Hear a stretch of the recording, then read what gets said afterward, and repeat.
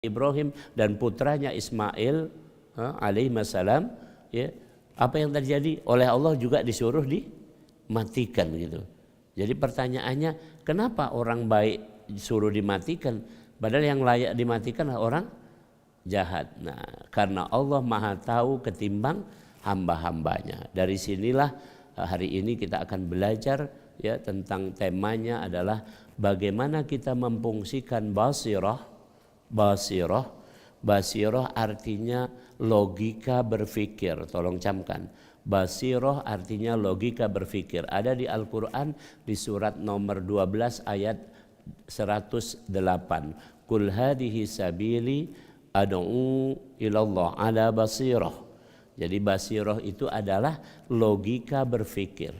Logika berpikir, nak kunjuk gambaran mak ini. Ibaratnya ini paling dasar, orang yang logikanya cuma sampai di sini, itu naik terus.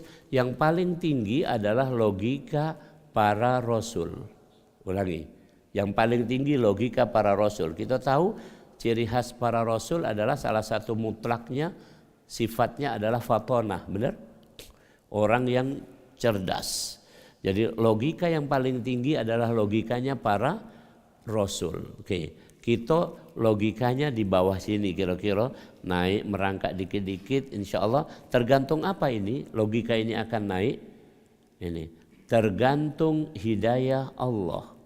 Tergantung hidayah Allah. Tolong camkan di sini. Maka disinilah kita tak punya kuasa apapun.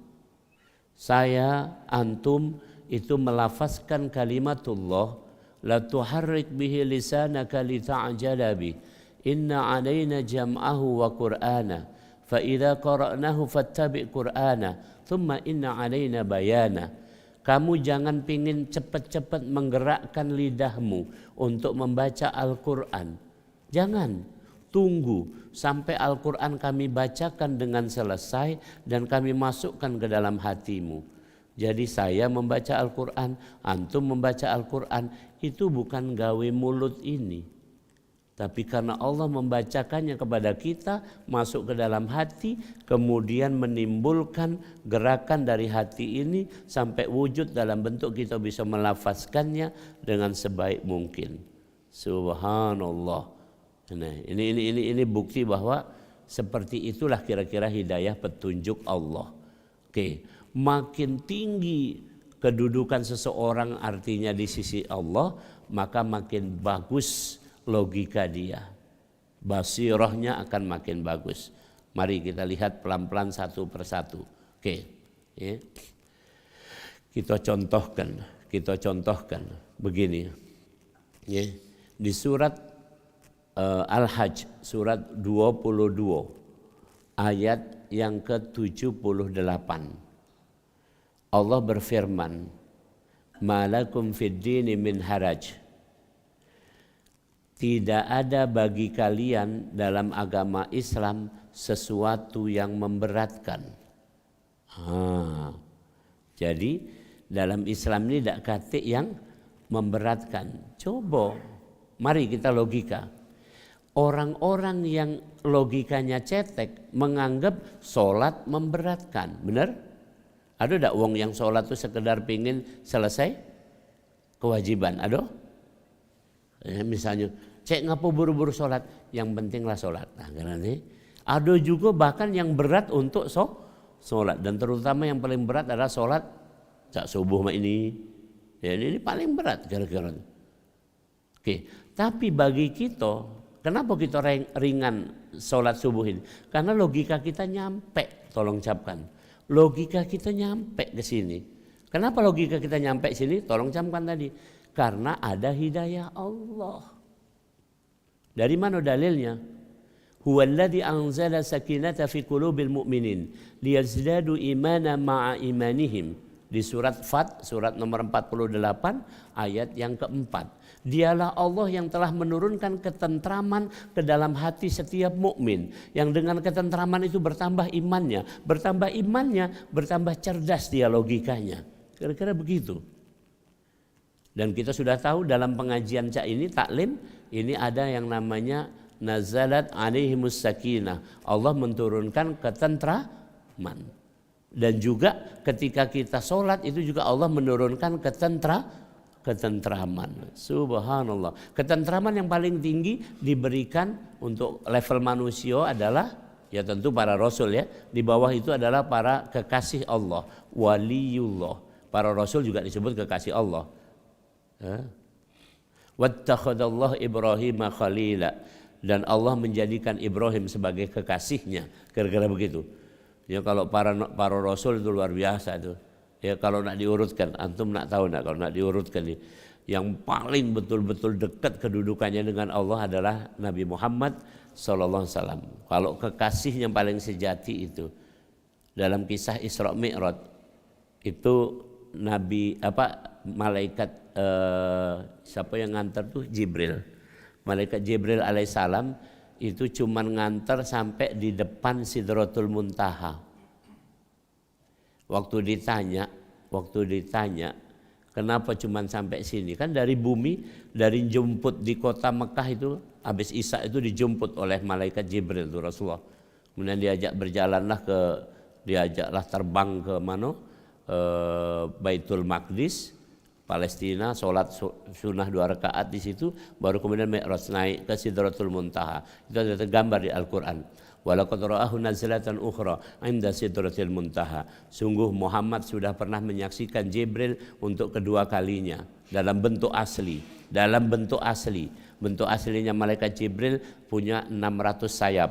Satu sayap itu kira-kira besarnya antara pandangan timur dan barat. Sana timur itu barat. Antum mandang sejauh horizon ini, semua itulah sayap sikoknya.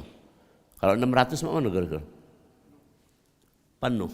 Nah, tapi ketika sampai Sidratul Muntaha, dalam kisah disebutkan malaikat Jibril kata Rasulullah kan minta ditemani, maksudnya jadilah melangkah sebentar masuk ke arah Sidratul Muntaha. Begitu melangkah sebentar, malaikat Jibril langsung mengkerut. Konon besarnya menjadi seperti burung pipit. Bayangkan. Karena dia tidak ada hak untuk masuk ke tempat di mana Rasulullah SAW dikehendaki oleh Allah Subhanahu wa taala. Jadi orang yang paling dekat dengan Allah adalah Rasulullah Muhammad sallallahu alaihi wasallam. Baru kemudian setelah itu adalah kakeknya. Siapa kakeknya? Ibrahim. Abaina Ibrahim. Ya. Baru setelah itu ya, lanjutannya adalah ada Nabi Musa, ada Nabi Isa, dan ada Nabi Nuh. Itulah yang disebut di Al-Quran sebagai ulul azmi minar rusul, yaitu Rasul yang paling sabar, paling tabah. Itu yang paling dekat pada Allah. Itu logikanya yang udah paling tinggi. Itu logikanya paling tinggi. Di bawah itu adalah para waliullah.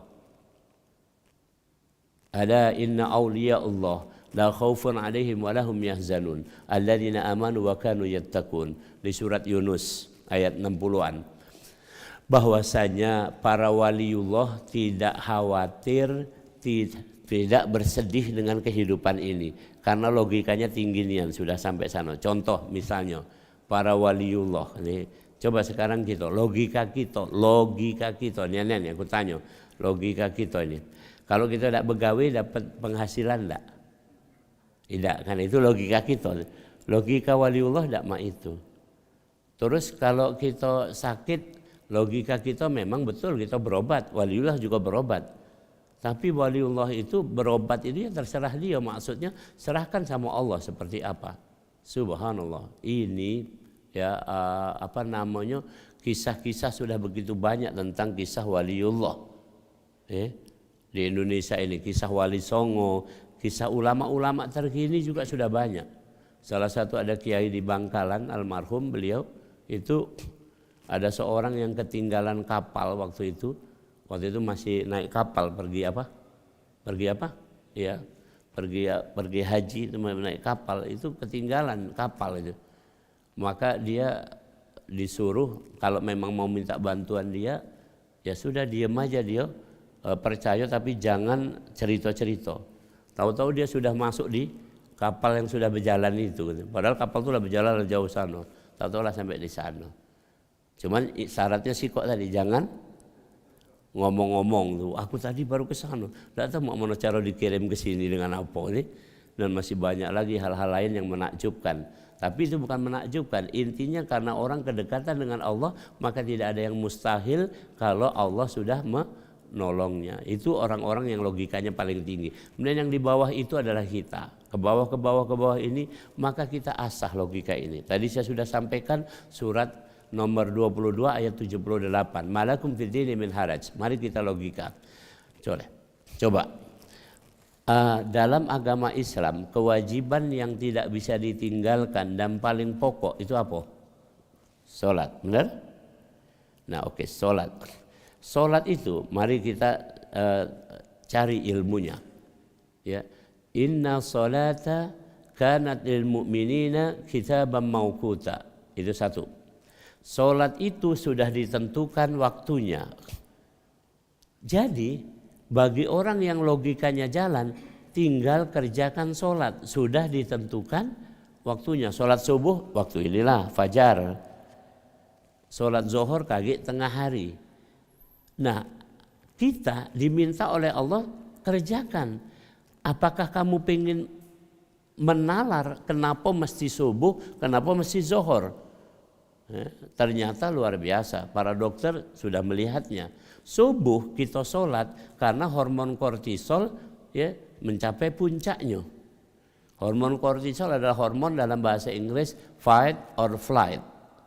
Jadi hormon yang kalau kamu dia muncul mestinya kamu fight. Fight itu artinya berantem apa manfaatkan. Tapi kalau flight maka kamu akan menjadi orang yang dirusak oleh hormon itu, sakit-sakitan. Di dalil yang lain disebutkan, pernah dengar enggak? Kalau orang tidak bangun subuh, tidak sholat, rezekinya katanya dipatok ayam. Itu senianan. Matahari itu sudah siap-siap nak terbit. Dengan gagahnya mau menyinari bumi. Kalau secara ilmu pengetahuan, matahari menjadi media utama untuk terjadinya fotosintesis.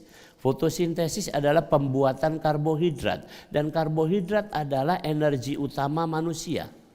Ketika karbohidrat tidak ada energi.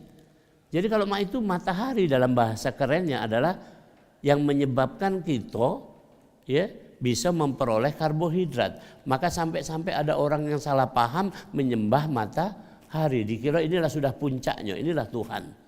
Paham gara-gara itu.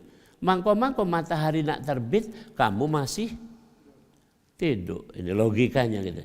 Ini kenapa kita disuruh sholat subuh. Kan itu salah satu ini. Jadi mudah menalarnya. Zohor itu bahkan dalam sholat sunnah itu dikatakan sholat sunnah sebelum zohor dan sesudah zohor itu 4 rakaat. 2 rakaat. Jadi kalau gitu zohor itu sholatnya kalau rangkaian kamu gawekan kalau rajin 12 rakaat. 4 rakaat sholat zohor, 4 rakaat qobliyah, 4 rakaat ba'diyah. Alangkah panjang zuhur. Kenapa? Ternyata diselidiki pada waktu zuhur itu adalah orang dalam puncak kelelahan. Kalau lelah, lemaknya istirahat. Maka kalau ada jadwal isoma itu kapan? Zuhur kan masih kan? Kalau yang jam 9 itu namanya coffee break. Kalau yang sore itu juga coffee break. Tapi kalau yang zuhur sebutannya isoma, ada isnya kan? Is apa itu? Istirahat, sholat, ditambah makan, isoma itu logikanya tentang sholat. Yang kedua, sholat lagi disebutkan sholat ini. Sholat itu boleh dijamak, bahkan boleh dikosor.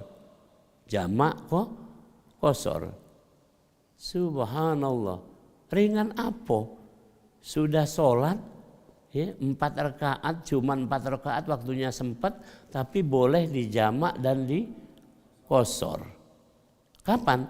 Pada waktu orang perjalanan. Dan pertanyaannya sekarang logikanya, itu adalah rukhsah, dispensasi dari Allah. Pertanyaannya, kalau ada keringanan dari Allah, antum ambil apa enggak? Nah, ya, kalau tidak apa? Ya, bahasa Palembang kalau sombong agak tinggi gak sih? Betakoan lah, takoan nian, linjuk keringanan, maaf pak, kata kepala kantor kan, kamu hari ini begawe 2 jam baik, karena kami tahu kamu nak ngadakan acara di rumah kamu, urusilah di rumah kamu itu. Maaf Pak, tenang baik Pak, aku pacak begawe sampai sore itu. Woi mamang ini petakoan ini gara-gara mak itu kan. Itu. Yang lain lagi sholat, subhanallah. Bahkan sholat dalam keadaan ketakutan, boleh sholat dimanapun posisi kamu. Saat di kendaraan, di kendaraan. Ada orang sholat dalam keadaan ketakutan, dalam keadaan perang, dalam keadaan apa, dalam keadaan ini segala macam. Boleh dalam posisi apapun. Bahkan Rasul mengatakan kalau kamu tak mampu sholat berdiri dengan duduk, tak mampu duduk baring, begitu seterusnya. Itu sholat. Kewajiban yang tadi yang paling utama dalam Islam ternyata begitu ringannya.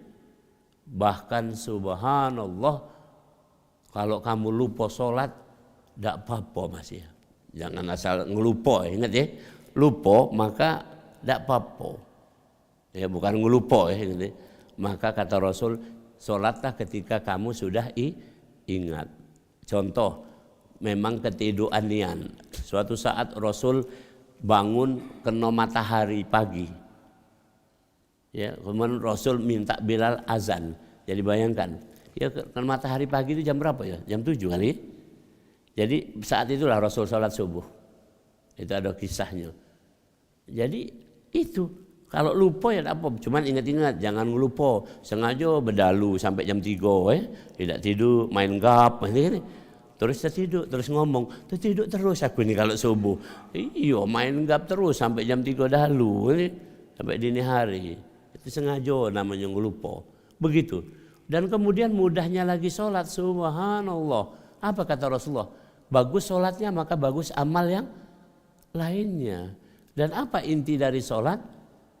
Ada di Al-Quran di surat yang pertama turun, surat apa? Al-Alaq. Ayat yang terakhirnya apa bunyinya? Wasjud waqtarib. Sujud kamu dekat dengan Allah. Cuman itu, enggak ada dalil yang lain lagi. Wasjud waqtarib. Kamu sujud dan kamu dekat dengan Allah. Cuman itu. Jadi orang yang sholat berarti orang yang dekat dengan Allah. Makin rajin sholat, makin dekat kepada Allah. Sudah. Dan nikmat yang paling besar di Al-Quran juga disebut sampai tadi orang-orang yang kafir tadi di surat yang kita baca sama-sama tadi di salat tadi itu kan, walau taro idil mujrimuna nakisu ru'usihim inda rabbihim rabbana absarna wa sami'na farji'na na'mal salihan inna muqinun. Apa na'mal salihan? Ya Allah, kembalikan kami ke bumi, kami akan beramal soleh. Apa amal yang mau dilakukan oleh dia? Salat. Itu ceritanya. Jadi penyesalan paling besar adalah ketika orang enggak sujud. Maka kalau kita sudah pernah sujud, sudah selesai lah kira-kira itu. Kalau kita sudah pernah sujud, selesai bah itu. Kaget suatu saat di kampung akhirat, walaupun kita dosanya banyak, waktu ditanya, cek dosa kamu banyak? Iyo, cuman aku pernah sujud ya Allah. Nah itu baik. Sudah. Dan nanti kapan-kapan kita akan bicarakan tentang bahwa di sholat ada bacaan tahiyat, yang itu adalah dialog ketika Rasulullah Muhammad SAW ya berada di Sidratul Muntaha, langsung dialog Allah dengan Rasulullah Muhammad SAW. Hadirinkumullah, nama inilah kira-kira. Jadi hari ini saya ingin menyampaikan pada antum semua bahwa sebaiknya kita terus mengasah logika kita, kemudian kita merujuk kepada Al-Quran. Al-Quran disebut sebagai bayyinah. Bayyinah. Lam yakunil ladina kafaru min ahlil kitabi wal musyrikina munfakkina hatta ta'tiyahumul bayyinah. Perhatikan kalimatnya. Munfakkina artinya tercerabut. Jadi gini, tidak akan mungkin orang-orang ahli kitab, orang-orang musyrik itu akan tercerabut dari kemusyrikannya. Tidak akan mungkin orang jahat akan tercerabut kejahatannya. Tidak ada mungkin orang yang malas-malas akan tercerabut kemalasannya sampai dia diberi bayinah. Bayinah itu adalah terang benderang, ceto, yaitu Al-Quran. Rasulun minallah yatlu suhufam mutahharah, yaitu Rasul yang diutus Allah yang membacakan suhufan mutahharah, membacakan suhuf yang mutahharo, yang disucikan. Ada di Al-Qur'an di surat nomor 56 keterangannya. La yamassuhu illal mutahharun tanzilu mir rabbil alamin. Al-Qur'an ini diturunkan oleh Allah, ya, dijaga oleh malaikat. Subhanallah. Dan Al-Qur'an ini antum kalau mau tahu nanti kapan-kapan kita baca, maksudnya kita renungkan mendalam. Di Al-Qur'an ada enggak kisah Nabi Idris? Ada? Atau sebutan Nabi Idris? Antum pernah baca? Ada. Nih, Nabi Idris itu disebut di Al-Qur'an makanan aliyya, ditempatkan di tempat yang tinggi. Oke. Nabi Idris itu ringkasnya itu pakai logika waktu dia di sana. Nabi Idris karena kekasih Allah, dekat sama Allah, dalam kisah ayat itu Nabi Idris itu ketemu malaikat Israel. Nanyo, kira-kira bahasa kita Israel, kamu itu kan yang tukang nyabut nyawa. Coba aku dicabut nyawa, tapi ecak-ecak baik, maksudnya tuh percobaan. Ya, karena malaikat ini apa? Ini kekasih Allah kan, dituruti, cabut nyawa. Oke. Tapi bukan itu kisah yang intinya yang belakangnya nanti. Nah, kemudian setelah dicabut nyawa, baru bisalah orang ini atau Nabi Idris ini pergi ke alam akhirat. Maka ketemulah malaikat Malik. Coba aku diajak keliling-keliling neraka ini. Keliling neraka. Sampai di ujung. Karena kenapa? Ujung dari neraka adalah surga. Ada di Al-Qur'an. La tarawunnal jahim, tsumma la tarawunnaha 'ainal yakin. Kamu benar-benar nanti akan melihat neraka dengan mata kepala kamu sendiri. Dan kamu harus melewati itu, namanya jembatan Sirat. Jadi dijalankanlah sampai ke seberang sana. Di seberang berarti surga. Ketemu Ridwan. Aku nak nyingok coba masuk ke dalam itu. Karena caknya bagus. Nah, jadi izinkan masuk ke sana. Sudah sampai sana, sudah ditunggu mungkin sejam 2 jam, anggaplah lama itu kan. Ini cek, waktunya cek, tur sudah selesai. Kata Nabi Idris ini dia membaca Al-Quran. Jadi disinilah Al-Quran itu sebenarnya cuma turunnya aja belakangan. Nabi Muhammad cuma diutus belakangan saja. Nabi Idris membacakan dalil yang ada di Al-Quran. Dak katik wong yang sudah masuk surga itu metu lagi. Khalidina fiha. Khalidina fiha. Dia kekal di dalamnya. Nabi ngesal malaikat ini kok. Cuman itu level Nabi Idris alaihissalam. Kalau Idris Bang Raya ini lain cerita. Ingat-ingat namanya. Tapi intinya perhatikan kalimatnya. Teko Nabi Idris seperti itu. Kemudian diproteslah Nabi Idris. Kan orang kalau masuk surga harus melewati neraka. Bukan masuk neraka ya, melewati neraka. Jawab Nabi Idris, sudah, tanyalah Malik. Lah lewat aku. Nah, untuk bisa masuk kampung akhirat kan harus mati dulu. Sudah, kan sudah dimatikan oleh siapa? Nah, ini logika yang biasa, jadi antum senang-senang lah kira-kira mak itu gitu. Jadi sekarang ini kita kalau logika kita paling tinggi sampailah kepada logika waliullah la khaufun alaihim wa lahum yahzanun. Jadi contoh misalnya logikanya ketika enggak ada makanan puasa. Ketika ada makanan makan, itu kan. Kenapa? Karena kita secara ilmu pengetahuan ternyata orang tidak makan bisa tahan sampai 14 hari. Dan enggak mungkin selama 14 hari kita enggak jumpa makanan, kan kira-kira begitu. Subhanallah. Minum itu 7 hari batasnya. Tidak mungkin juga kita tidak ketemu minum selama 7 hari kira-kira. Jadi kalau soal makanan kenapa kita mesti ribut-ribut? Nih, soal misalnya ini itu apalagi jabatan apalagi segala macam itu cetek nian kira-kira begitu. Ketika kita sudah berlogika yang sebaik-baiknya, tinggal bagaimana kita sekarang ini jalani hidup dalam keadaan itu bertauhid. Tinggal kepasrahan kepada Allah Subhanahu wa taala. Ya, maka dalam hadis dikatakan puncaknya hari ini orang kalau mau berlatih logika paling tinggi sampailah kepada dalil anna inda dzanni abdi bi, yaitu ya tergantung sangkaan kita kepada Allah Subhanahu wa taala. Sangkaan kita kepada Allah. Kalau kita senantiasa bisa menyangka yang baik kepada Allah, itu logikanya tinggi. Tapi kalau sangkaan kita kepada Allah itu macam-macam, logikanya rendah. Makin bagus sangkaan kita kepada Allah dalam kehidupan ini, makin bagus. Demikian, mudah-mudahan bermanfaat. Tafadhol, kalau ada pertanyaan masih ada waktu nih. Masih ada ya jam? Hah? Ya, Pak, Raju silakan. 16 menit tuh. Waduh, tulisannya kamu nih. Suruh 16 menit. Silakan. Kita asah. Antum tanya nak ngasah apa sini? Kita kalau saya dapat aku jawab.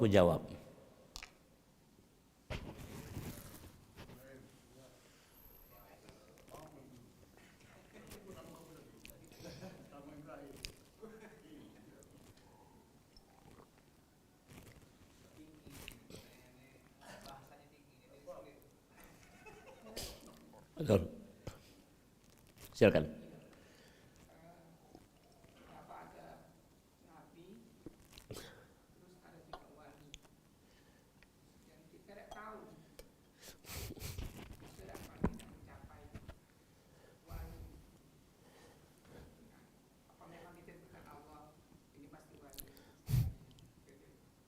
Baik. Nah, ini juga di pertanyaannya. Ini pembicaraan internal baik. Jangan diomong keluar sana ini. Maksudnya kalau dosisnya belum cukup ke sini.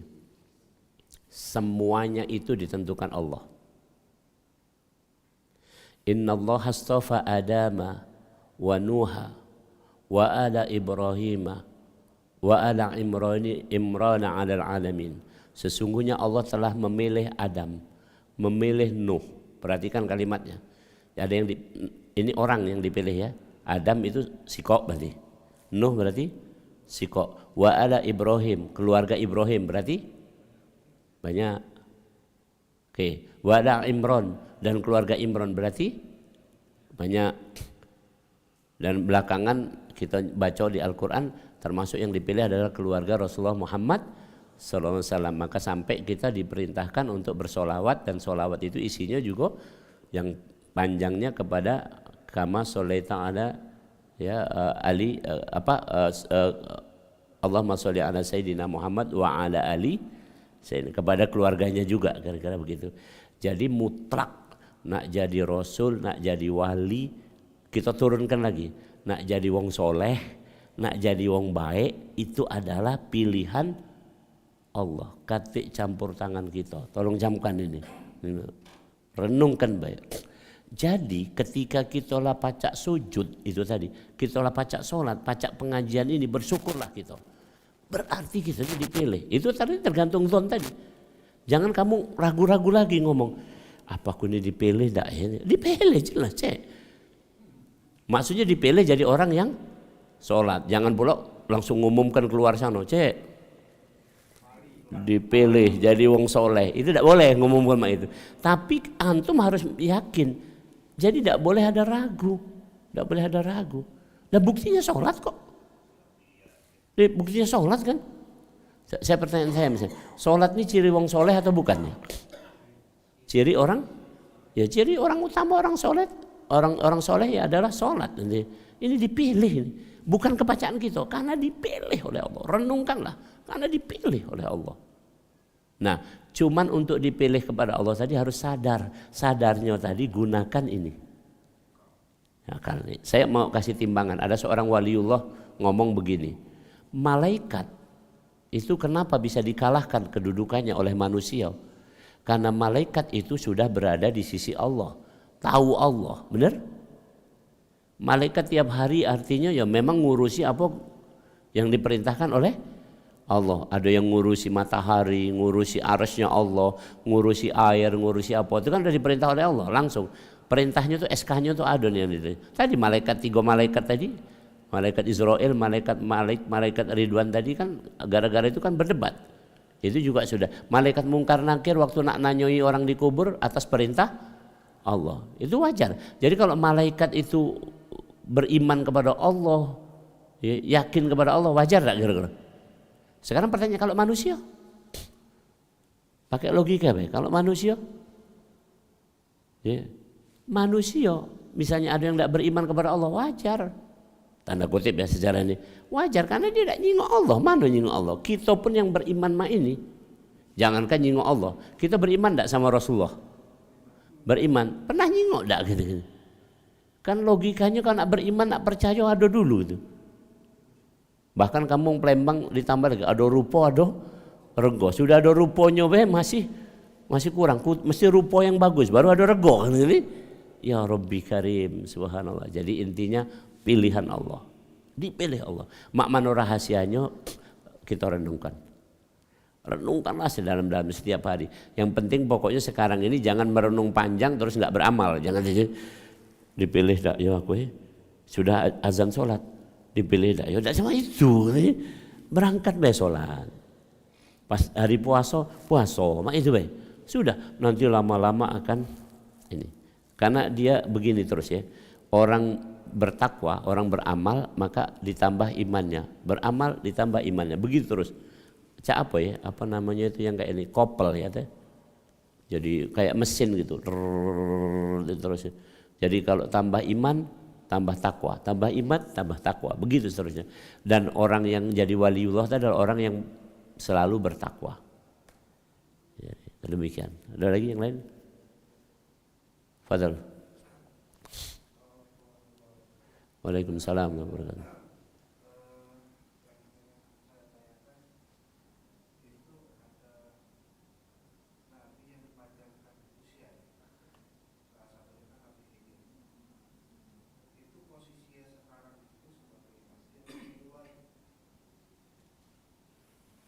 Itu baik.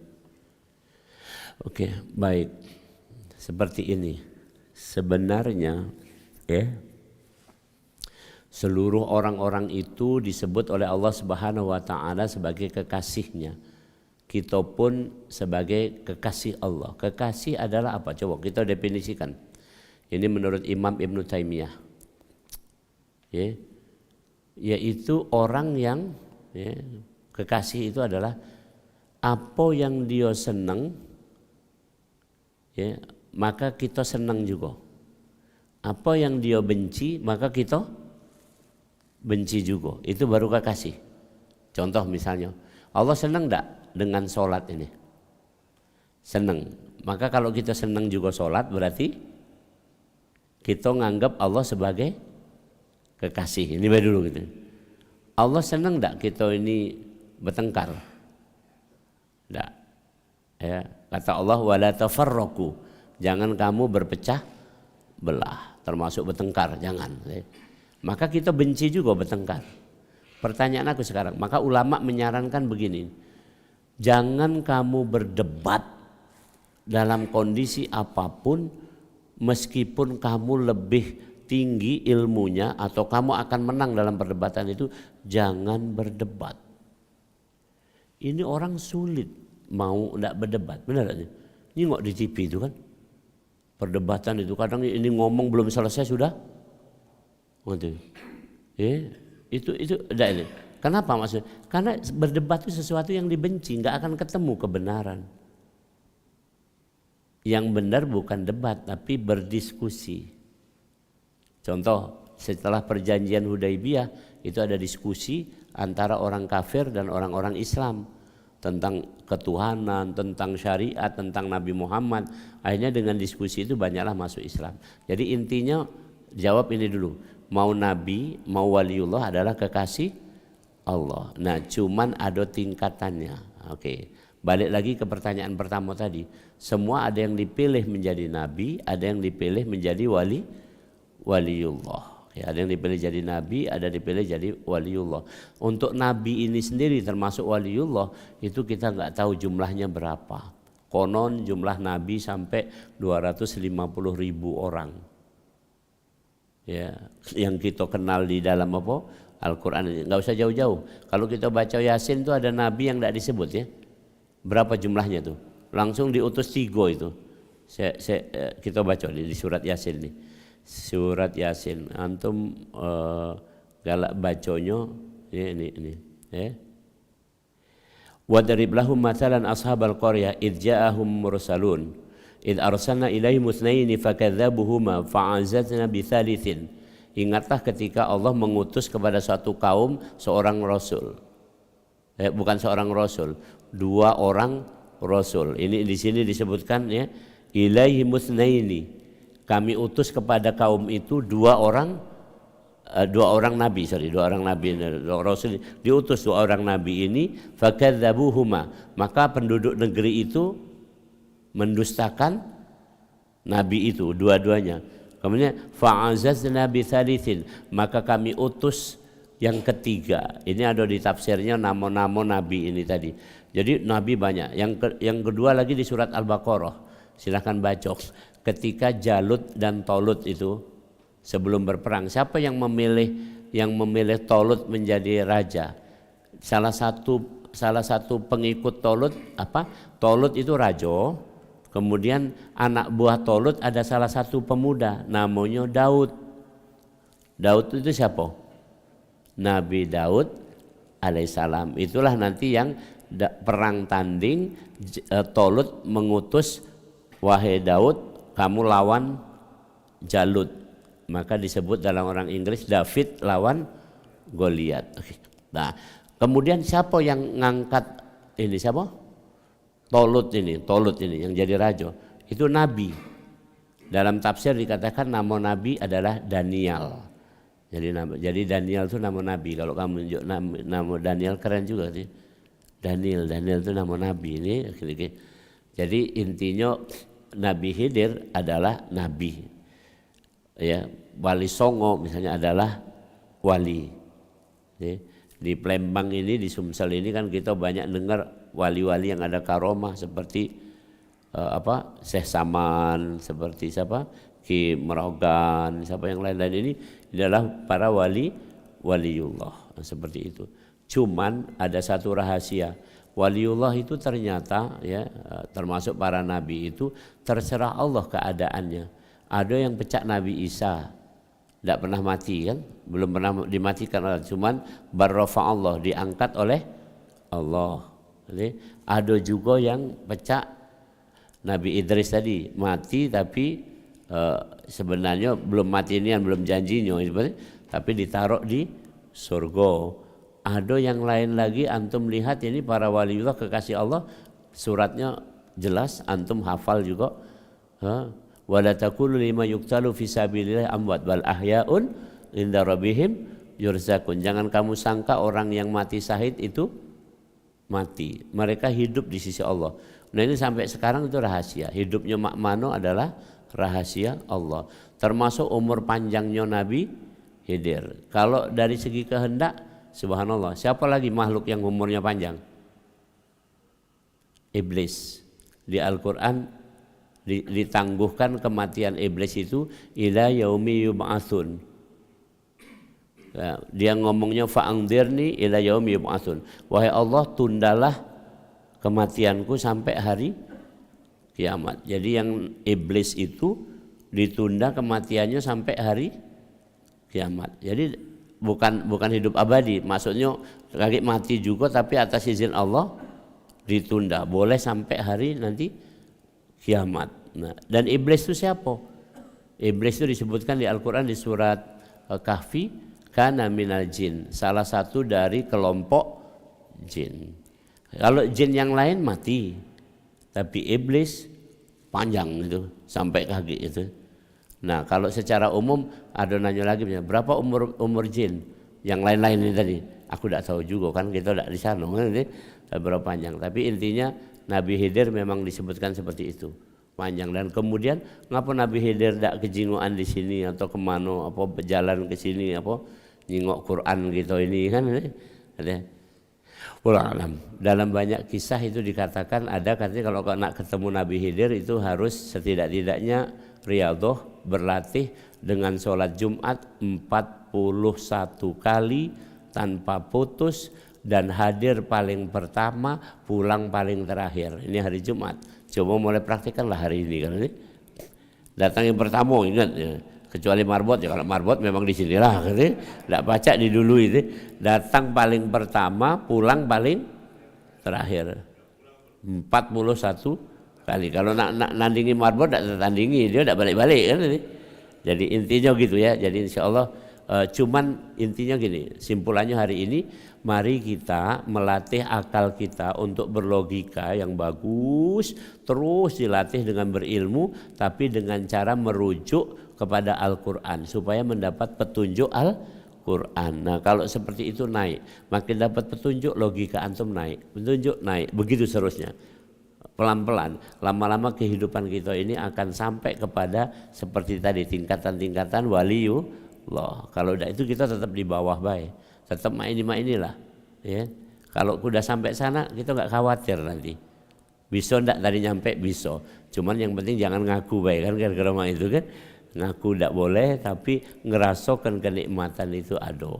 Demikian mudah-mudahan bermanfaat. Bismillahirrahmanirrahim. Alhamdulillahirabbil alamin wal aqibatu lil muttaqin wala udwana illa 'alal zalimin. Allahumma shalli ala sayidina Muhammad wa ala ali sayidina Muhammad. Ya Rabb wa hab lana haqiqatal iman bik hatta la nakhafa wa la narju ghairaka wa la na'budu syai'an siwak wa ahiha bi ma'rifatika Allah wa amidha ala syahadati fisabilik innaka ni'mal maula wa ni'man nasir. Allahumma amin walhamdulillahi rabbil alamin.